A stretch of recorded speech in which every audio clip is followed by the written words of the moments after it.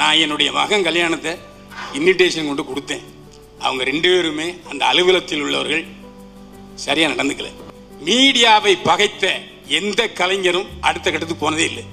கார்த்தி சொன்ன மாதிரி இவங்க நம்மளுக்கு சொந்தக்காரங்களா இல்லை சும்மா பத்திரிக்காரங்களா அப்படிங்கிற டவுட் வர அளவுக்கு வீட்டுக்கு வந்துட்டு போகிறவங்க ஒரு சொந்தக்காரங்க மாதிரி தான் இருந்துட்டு போயிருக்காங்க. எனக்கு சின்ன வயசுல ஞாபகம் இருக்கிறது பத்திரிகை நண்பர்களுங்கிறது நம்ம குடும்பத்தை சார்ந்தவங்க. அவங்க எப்பவுமே வீட்டுக்கு வருவாங்க, சாப்பிடாம அனுப்பக்கூடாது அப்படின்னு தான் அப்பா சொல்லி கொடுத்துருக்காங்க. இப்போ இருக்கிற ஜென்ரேஷன் கூடயும் அந்த மாதிரி ஒரு நட்பு வளர்த்துக்கணும்னு நான் ஆசைப்பட்றேன். பட் ஒவ்வொருத்தரும் வரும்போது எல்லாரும் சொல்லிட்டு போகிறது அப்பா மாதிரி இவங்க இருக்கவே முடியாதுன்னு சொல்லிட்டு தான் போகிறாங்க. ஸோ அதை பீட் பண்ணி காமிக்கணும் ஒரு டைம். அது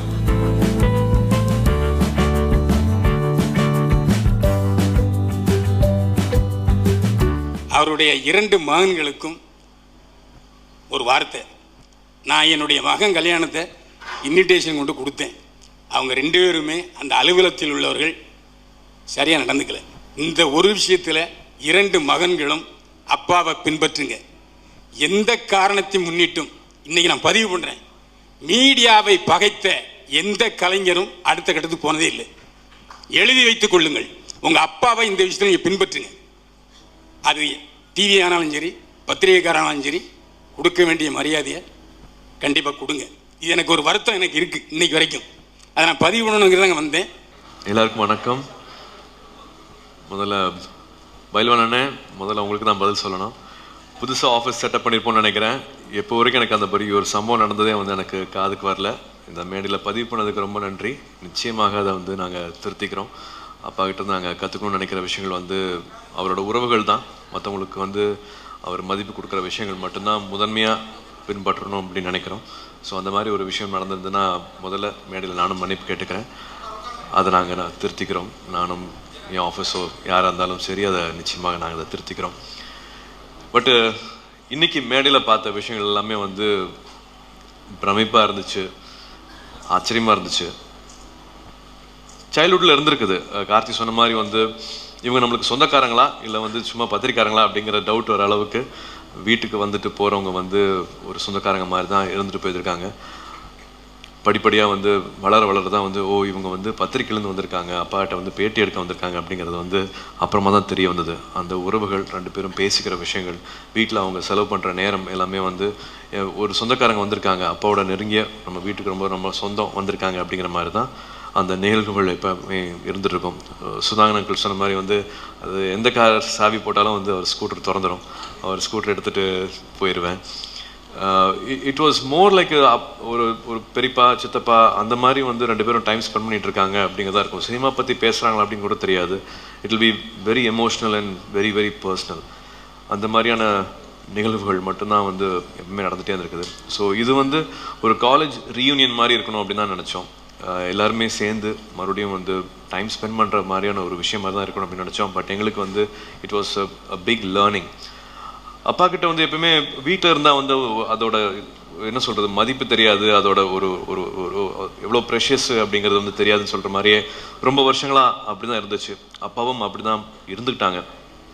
எங்களை பெருசாக ஒரு ஷாக் கொடுத்து நான் இதெல்லாம் செஞ்சுருக்கேன், இதெல்லாம் சாதிச்சிருக்கேன், நீங்களாம் என்ன பண்ண போகிறீங்க அப்படின்ட்டு ஒரு ப்ரெஷர் எங்களுக்கு கொடுத்ததே கிடையாது. மேபி அப்படி ஒரு ப்ரெஷர் கொடுத்துருந்தா நாங்கள் இன்னும் நொறுங்கி போயிருந்திருப்போம்.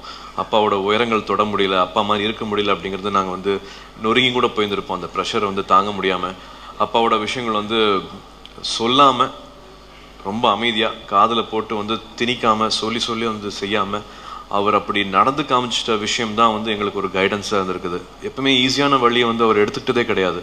அவரோட தொழிலாகட்டும் ஆரோக்கியமாகட்டும், ஒரு 12 வயசுல எக்ஸிபிஷன் பார்க்கும்போது அப்பா ஃபோனில் பேசிட்டு வரும்போதும் மறுபடியும் அப்படியே ஃப்ளாஷ் மாதிரி அடிச்சது. ஒரு 12 வயசுலேருந்து ஒரு 22 வயசு 24 வயசு பண்ண அந்த விஷயம் எல்லாமே ஒரு ஏழை மாணவனோட ரொம்ப ரொம்ப ஏழை மாணவனோட வெறித்தனம் தான் இங்கே உங்கள் பின்னாடி இருக்கிற அந்த ஓவியங்கள் எல்லாமே.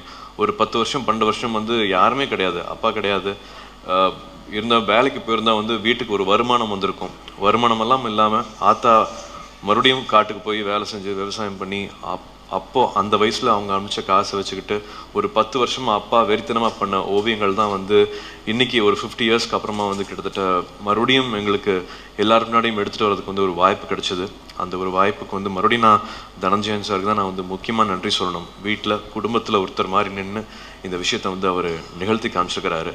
ஸோ அப்பா எப்பவுமே ஈஸியான ரூட் எடுத்துக்கிட்டதே கிடையாது.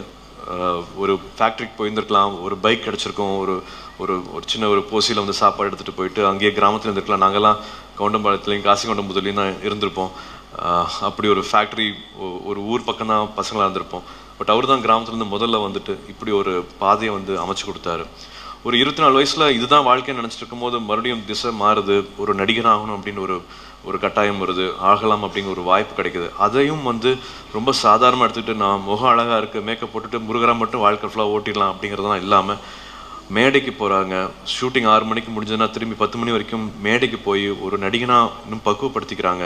ஒரு 200-300 பக்கம் வசனங்கள் வந்து மனப்பாடம் பண்ணிக்கிறாங்க. ஒரு நடிகனாக தன்னை தகுதிப்படுத்திக்கிறாங்க.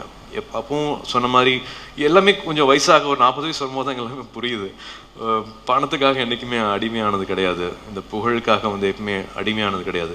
சினிமா பிடிக்கல அப்படின்ட்டு திரும்பி அதை விட்டுட்டு டிவி சீரியலில் வந்து ஒரு நல்ல ஸ்பேஸ் இருக்குது. மறுபடியும் நான் வந்து அன்னக்கிளி பத்திரகாளியில் நடிக்கும் போது எனக்கு ஒரு சந்தோஷம் இருந்தது. ஒரு 75ல் வந்து ஒரு ஹாப்பினஸ் இருந்தது. அது மறுபடியும் எனக்கு டிவியில் கிடைக்குது அப்படின்ட்டு ராதிகா மேடம் கூட சேர்ந்துட்டு அந்த சீரியல்ஸ் பண்ணும்போது எனக்கு அவ்வளோ சந்தோஷமாக இருக்குது அப்படின்ட்டு. அப்போ ஒரு புது கார் வாங்குறாங்க, வேறு மாதிரி ஒரு ஒரு வடிவமைச்சுக்கிறாங்க உங்கள் ஒய்ஃபை. ஐ டோன்ட் வாண்ட் திஸ்னு ஈஸியாக ஒரு விஷயத்தை விட்டுட்டு போகிறதுக்கான தைரியம் வந்து அப்பாவுக்கு இருந்திருக்குது. எவ்ரி 6 இயர்ஸ் இல்லாட்டி எவ்ரி 15 இயர்ஸ் வந்து ஒரு புது விஷயத்தை கற்றுக்கணும் அப்படின்ட்டு மாலதி மேம் அழகாக எழுதியிருந்தாங்க. ஒரு ஃபீல்டில் இருக்கிறவங்க வந்து ஒரு ப்ரொடியூசர் ஆகலாம், இல்லாட்டி ஒரு டைரக்டர் ஆகலாம், இல்லாட்டி அதை சார்ந்த ஒரு ரைட்டராக இருக்கலாம். பட் வேறு ஃபீல்டு வந்து அப்போ எப்பவுமே சூஸ் பண்ணிட்டு இருந்திருக்கிறாங்க. ஒரு ஒரேட்டராக இருந்திருக்காங்க, ரைட்டராக இருந்திருக்காங்க. It's very very rare. Pailwan sir கோச்சுக்க வேண்டாம், இப்படியெல்லாம் ரேரான ஆளுங்கள் வந்து அடிக்கடி நம்ம சந்திக்க முடியாது. தயவு செஞ்சு அப்பா மாதிரி எங்களை கம்பேர் பண்ணாதீங்க. போட்டி போட்டுட்ருக்கோம், அவர் கூட மேட்ச் பண்ணுறதுக்கு பெரிய போட்டி போட்டுருக்கோம். இந்த ஒரு நிகழ்வு வந்து மறுபடியும் ஒரு காலேஜ் யூனியன் மாதிரி தான் இருக்கணும். மறுபடியும் வந்து அப்பா கூட டைம் ஸ்பெண்ட் பண்ணுற ஒரு நிகழ்வாக இருக்கணும்னு நினச்சோம். ஒரு மேடை பேச்சாவோ ஒரு ஃபார்முலா ஆக்கணும் அப்படின்ட்டு ஆசைப்படவே இல்லை. இந்த ஒரு பகிர்தல், ஸ்டேஜில் இருந்த பகிர்தல் வந்து எனக்கு மட்டும் இல்லை, கோஸ்டார்ஸ் இப்போ பார்க்கக்கூடிய மற்ற சினிமா ஆட்களுக்கும் வந்து நிச்சயமாக இது போய் சேரும். மறுபடியும் இந்த உறவுகள் வந்து இன்னும் ஸ்ட்ராங்காக ஆகணும் அப்படின்னு தான் ஆசை. இது வந்து ஒரு பத்திரிகைக்காரங்கள் உறவு, ஒரு ப்ரொஃபஷனல் உறவை தாண்டி இது வந்து ஒரு நட்பாக இருக்கணும் அப்படிங்கிறதான் வந்து எனக்கு மறுபடியும் நான் இந்த நிகழ்ச்சியில் நான் வந்து எடுத்துகிட்டு போகிற ஒரு பாடமாக நான் அதை பார்க்குறேன். வெறும் சாதிச்சிட்டோம், ஓவியாக இருக்கிறோம், நடிகராக இருக்கிறோம் அப்படின்ட்டு எல்லாமே எக்ஸ்ட்ரீமாக இருக்கிறவங்க எல்லாம் வந்து பேலன்ஸ்டான லைஃப் இருக்குதுன்னு சொல்ல முடியாது. நான் வந்து இதில் நான் ரொம்ப பிஸியாக இருக்கேன், நான் இதில் சாதிச்சிட்டேன், அதனால தான் நான் இது கண்டுக்க முடியல, அதனால தான் நான் அது பார்த்துக்க முடியல அப்படின்ட்டு ஈஸியாக வந்து நம்ம ஒரு எக்ஸ்கியூஸ் சொல்லிடலாம். ஒரு ஃபேமிலி லைஃப் பற்றி சொல்லலாம், இல்லாட்டி ஃப்ரெண்ட்ஸ் சர்க்கிள் வச்சுக்க அதை பற்றி சொல்லலாம். மற்ற விஷயங்கள் எல்லாமே வந்து பேலன்ஸ்டாக இருக்குது அப்படின்னு சொல்லவே முடியாது. எக்ஸ்ட்ரீமாக இருக்கிறவங்க, ஒரு ஜீனியஸாக இருக்கிறவங்களுக்கு வந்து எப்பவுமே இருக்கிற ஒரு ட்ரேட், அது ஒரு அடையாளம், அது ஒன்றில் மட்டும்தான் வந்து சிறந்து இருக்க முடியும். பட் இன்னுமே அப்பாக்கிட்ட நான் வந்து ஒரு பையனாக வியந்து பார்க்குறது வந்து அப்பாவோட ஃப்ரெண்ட்ஸ் சர்க்கிள் தான். ஒரு 500 பேருக்கு மேலே வந்து இப்போவும் ஒரு வாட்ஸ்அப்பில் இருக்கார், ஃபேஸ்புக்கில் இருக்கார், இப்போவும் வந்து டச்சில் இருக்காங்க. நல்ல விஷயம் கெட்ட விஷயம் எல்லாத்துக்குமே வந்து அப்பா போய்கிட்டு இருக்காங்க. அதுதான் வந்து நான் இன்னுமே பிரமிச்சு பார்க்குறேன். அப்பாவோட மகாபாரதம் எல்லாத்தையும் தாண்டி பிரமிச்சு பார்க்குறது வந்து அவரோட நட்பு வட்டம். அதை வந்து எவ்வளோ பிஸியான லைஃப் ஸ்டைலாக இருந்தாலும் சரி, எவ்வளோ பரபரப்பான லைஃப் ஸ்டைலும் சரி, மகாபாரதம் படிச்சுட்டு இருந்தாலும் சரி, இப்போ திருக்குறளாக இருந்தாலும் சரி, அவர் எங்கள் சொந்தக்காரங்கள் மட்டும் இல்லாமல் இந்த மாதிரி ஒரு 50 வருஷத்துக்கு முன்னாடி இருக்கிற நட்பை வந்து இன்னும் வச்சுட்டு இருக்காங்க. இது நான் மட்டும் இல்லை, என்னோட ஜென்ரேஷன், என்னோட வயதை சேர்ந்தவங்க எல்லாருமே வந்து கண்டிப்பாக வச்சுக்கணும் அப்படின்னு நினைக்கிறேன். நம்மளை சுற்றியும் ஒரு அட்லீஸ்ட் ஒரு 20 பேர் 25 பேராவது முக்கியமான நண்பர்கள், நம்ம ஆட்கள், நம்ம சர்க்கிள் அப்படின்னு ஒன்று இருக்கணும். நம்ம வேகமாக நம்ம செல்ஃப் சென்டர்டாக நம்ம பற்றி மட்டுமே நினச்சிட்டு போயிடுறோம். அதை நான் உடைக்கணும்னு நினைக்கிறேன். நானும் அதுக்குள்ளே இருக்கேன், அதுலேருந்து நான் வெளியில் வரணும்னு நினைக்கிறேன். அப்பா கிட்டேருந்து நான் இன்னும் ஃபாலோ பண்ணணும்னு நினைக்கிறது, இந்த மேடையில் ஷேர் பண்ணணும்னு நினைக்கிறது வந்து எப்படி பேலன்ஸ்டாக ஒரு 500 பேரை இன்னும் வந்து நெருக்கமாக வச்சுட்ருக்காங்க அப்படிங்கிறது பொறாமையாக இருக்குது. எனக்கு மறுபடியும் இது ஒரு பாடம். எனக்கு தெரில, ஒரு 75 வயசு ஆகும்போது நான் எந்த ஷேப்பில் இருப்பேனே தெரில.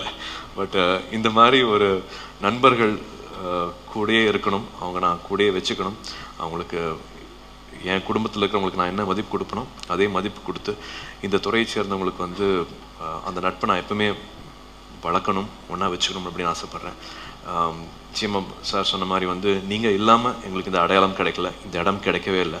ஸோ அதை நன்றி சொல்கிற ஒரு விஷயமா இருக்கணும், 2 பேரும் சேர்ந்து டைம் ஸ்பெண்ட்ற விஷயமா இருக்கணும் அப்படிங்கிறதுக்காக தான் இந்த நிகழ்வு. So thank you again. தேங்க்யூங்கிற ஒரு வார்த்தை பத்தாது, நான் மறுபடியும் உங்களை வந்து ஒரு சொந்தக்காரங்களா வீட்டில் அடிக்கடி பார்க்கணும் அப்படிங்கிறது தான் எங்களோட ஆசை. தேங்க்யூ. சின்ன வயசில் வீட்டில் இருக்கிற மெமரி அடிக்கடி இருக்கும். அப்பாவுக்கு இன்டர்வியூ எடுக்க யாராவது வருவாங்க, வாங்க மாமா வந்திருக்காங்க பாருங்கள், இன்டர்வியூ முடிச்சிட்டாங்க, சாப்பிட கூட்டிகிட்டு போங்கன்னு சொல்லுவாங்க. எனக்கு சின்ன வயசுல ஞாபகம் இருக்கிறது வந்து பத்திரிகை நண்பர்களுங்கிறது வந்து நம்ம குடும்பத்தை சார்ந்தவங்க, அவங்க எப்பவுமே வீட்டுக்கு வருவாங்க, சாப்பிடாம அனுப்பக்கூடாது அப்படின்னு தான் அப்பா சொல்லி கொடுத்துருக்காங்க. இப்போ இருக்கிற ஜென்ரேஷன் கூடயும் அந்த மாதிரி ஒரு நட்பு வளர்த்துக்கணும்னு நான் ஆசைப்பட்றேன். மற்றவங்க எல்லாருக்கும் என்ன சின்ன வயசுலேருந்து பார்த்துருக்காங்க, அவங்க நான் புதுசாக சொல்ல தேவையில்லை. பட் அடுத்த ஜென்ரேஷன் கூடயும் அப்பா வச்சிருந்த அந்த நட்பு தொடர்ந்து அதே மாதிரி நாங்களும் பண்ணணும்னு ஆசைப்பட்றேன். பட் ஒவ்வொருத்தரும் வரும்போது எல்லாரும் சொல்லிட்டு போகிறது அப்பா மாதிரி இவங்க இருக்கவே முடியாதுன்னு சொல்லிட்டு தான் போகிறாங்க. ஸோ அதை பீட் பண்ணி காமிக்கணும் ஒரு டைமாவது.